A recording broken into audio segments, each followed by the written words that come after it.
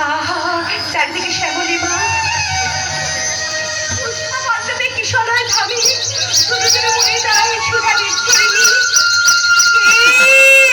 কে এসেছো প্রভু? আমি কৃষ্ণ।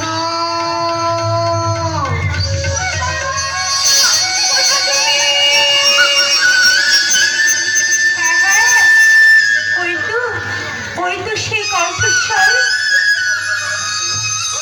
সেই নব কলেবার ভর্তি আমলে লোচন রাবণ অর্পিত দেহ পঙ্ক বিম্বাধার মরি মরিয়া এক রূপ এরই তুচ্ছ বানালই সাত পুজো হয়েছে সুন্দর প্রকৃত হয়েছে বক্ষ এরই ধন্যপে হে মোর প্রাণের ঠাকুর করুণা করেছ যদি পূরণ করো মোর অভিলাষ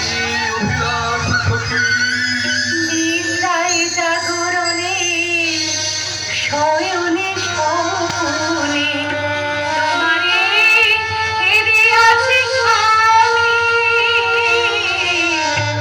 আমি হেরে আছি আমি অন্তর মাঝে কে বাসনা আছে অন্তর মাঝে কে বাসনা আছে পুরাও গো অন্তর জানি পুরাও গো অন্তর জানি পুরাও গো অন্তর জানি। কাছে এসো প্রভু নাও নাও বনমালা মোর নাও বনমালা মোর।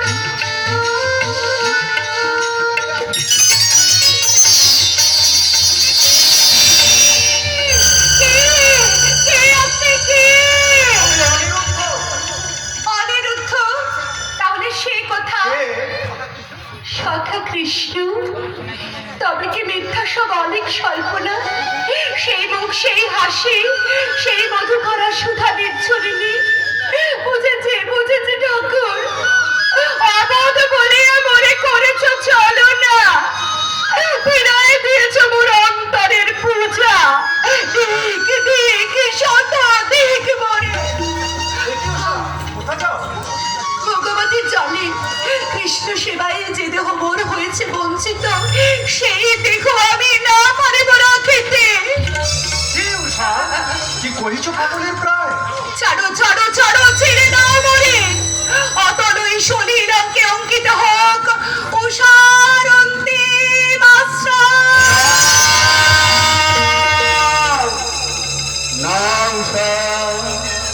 আশ্রয় লোভিবে তুমি কৃষ্ণ পদমূলে।